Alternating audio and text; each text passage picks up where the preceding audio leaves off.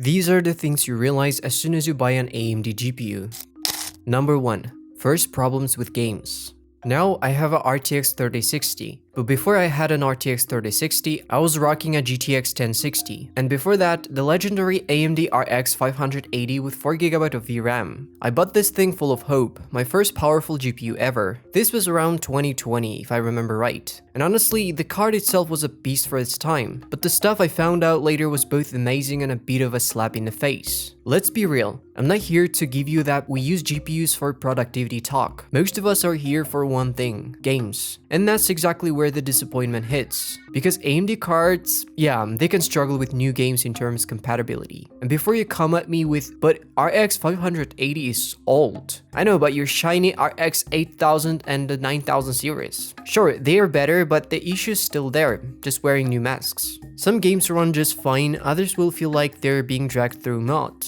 Why? Because they weren't even coded with AMD in mind. And even if your AMD GPU looks stronger on paper, a similar Nvidia card might still run the game smoother. That's because not all games are optimized for AMD. So let me break it down in human language before you die of boredom. Here's the deal. Nvidia has two big advantages: CUDA and GameWorks. CUDA is basically Nvidia's secret programming language that makes a GPU do way more than just throw pixels on your screen. We're talking about video editing, AI, 3D rendering, simulations. And in apps like Blender, Premiere Pro, or After Effects, an RTX card will usually smoke even the beefiest AMD RX card. AMD does have OpenCL, their alternative. But it's like, fine, just not as fast or as widely supported. Then there's GameWorks, Nvidia's box of party tricks for developers. Better shadows, smoke water effects, hair physics, yep, hair works, you name it. Looks great in theory, but in reality, half the time you barely notice. Still, the kicker is these effects are designed with Nvidia in mind first, which means AMD runs them slower. And no, you can't just flick a magic off switch for them on AMD cards. So some games like The Witcher 3 with hair works, or Watch Dogs Legion with ray tracing end up feeling heavier on AMD. And we're still not done, because Nvidia also likes to work with developers before a game even comes out, so their cards get those sweet day one optimizations. AMD, they'll catch up eventually with driver updates, but at launch,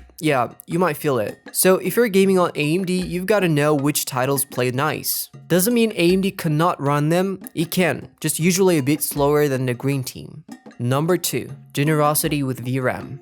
Okay, so as I've learned over time while getting into tech, I'm pretty sure everyone knows Nvidia can be weirdly greedy with VRAM when you actually need it. But then when it's not that important, they love to overdo it for marketing. Their VRAM amounts are often completely illogical. Remember the GTX 960 with 2GB of VRAM? Yeah, that was barely enough for its power, even for 1080p back then. People had to hunt down the 4GB version just to avoid bottlenecking right from the start. These GPUs could have shown better results if they simply had more VRAM, because sometimes you might have plenty of FPS on a game and want to turn the graphics settings up, but VRAM limits you. You just can't enable certain settings you would otherwise use. Other examples: GTX 1060 with 3GB, GTX 780 Ti with 3GB, and even some of the newest RTX models. Some have way too much for their performance, others way too little. It's like Nvidia can't or won't fix this. Maybe because it's part of their marketing strategy. Now, if you look over at AMD cards, the VRAM amounts usually feel more balanced compared to Nvidia. For example, GPUs like the RX 470, 480, 570, 580 always came with either 4GB or 8GB, and the newer RX models don't exaggerate with 12 or 16GB when you don't need it. They stick to 8 or 10GB. That's honestly one of the sweetest things about AMD compared to Nvidia, and I really like it.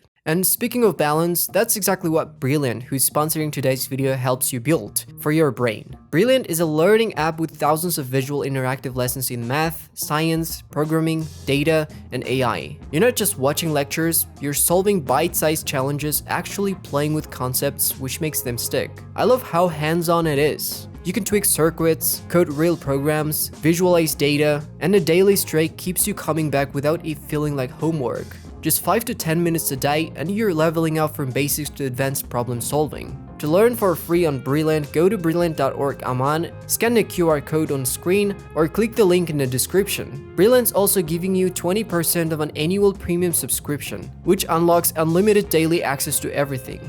Now let's back to it. Number 3. Ray tracing and FSR. Alright, here's the spicy part. Yes, I know Nvidia's RTX and DLSS aren't perfect. I mean, who actually uses RTX all the time? Not every game supports it, and sometimes the difference is barely noticeable unless you're really looking for it. As for DLSS, I've heard plenty of complaints that it can sometimes make your game look worse instead of better. Blurry textures, weird artifacts, you name it. But what about AMD's ray tracing? Is it just like Nvidia, sometimes unnoticeable, sometimes unsupported? Actually, no, it's worse. It's usually less optimized than on Nvidia cards, missing in certain games altogether, and the AMD made alternatives are, let's just say, not great. So much so that Nvidia's RTX feels like a blessing in comparison. In heavy games like Cyberpunk or Alan Wake 2, AMD GPUs can run 30–50% slower than equivalent Nvidia cards at the same ray tracing settings, sometimes even slower than older Nvidia models. And then there's DLSS versus AMD's so-called alternative FSR. To be clear, DLSS isn't perfect, but it uses AI-trained data to smooth textures, improve visuals, and boost FPS at the same time. Sometimes the image gets blurry or worse than native, but at least it's using advanced tech to get there. FSR, on the other hand, is a spatial temporal upscaler that leans more on sharpening and frame reconstruction. Sometimes it looks decent, other times it's soft, shimmery, or just off. Think of it like the difference between an automatic and manual car. AMD still isn't using AI in FSR, which is why it can look buggy. It works best only in ultra quality mode, where it's close to native in many games. But if you drop to balance or performance, you'll often see blurring, ghosting, or flicker. That's why for now, it's still nowhere near DLSS. Number 4. Technology SAM. Now we have a technology implemented by AMD called SAM, which stands for Smart Access Memory. Here's how it works in simple terms. Normally, the CPU can only access a limited portion of the GPU's memory at a time. SAM removes that limitation, allowing faster data transfer between the CPU and GPU, which can potentially lead to higher frame rates and better overall performance. The thing is, this technology only works on certain combinations of motherboard, GPU, and CPU. And while it's meant to boost game performance and increase FPS, in some games, it actually makes things worse. That's annoying because Nvidia has the same tech, just with different name. Rebar, or resizable bar. It's not perfect either. In some games it helps, in other games it hurts performance. The difference is that with AMD, if SAM is supported on your PC, it's turned on automatically and affects all games, whether the game benefits from it or not. So in titles like CS2, Valorant, Overwatch 2, Rainbow Six Siege, or many older games, it can actually hurt performance. And if you don't want SAM in certain games, you have to manually turn it off. Nvidia, on the other hand, enables rebar only in games where it's been tested to actually help. If a game doesn't benefit or runs worse, it's automatically disabled. You might say, okay, just turn it off when you need it. Why are you making a big deal out of it? Sure, I can do that. But what about people who don't even know this feature exists? They might just think, why is my GPU performance so badly right now? Without realizing SAM is the reason. And even if SAM worked flawlessly, you still can't use it unless your GPU is newer than the RX 6000 series and your CPU is newer than the Ryzen 3000 series. Which honestly isn't the worst news, because personally I'd probably turn it off anyway. Number 5. Drivers are actually good. Here's something interesting. Most people don't realize how good AMD's drivers have become simply because they haven't explored them. AMD's driver software called Adrenaline is like Nvidia's GeForce Experience, but packed with features you might never notice unless you go digging. There's Radeon Anti-Lag, reduces input delay, great for shooters. Radeon Chill, dynamically caps FPS to save power and reduce heat. Enhanced Sync, smoother gameplay without the stutter you get from VSync. Per Game Profiles, lets you tweak settings for each game individually. If you never explored the app, you miss out on these small but powerful features that make games feel snappier, cooler, or quieter without even touching the in-game graphics menu. And that per game profiled option, super useful because not every game runs the same. Different engines, different designs, different demands. Number 6. Resale value.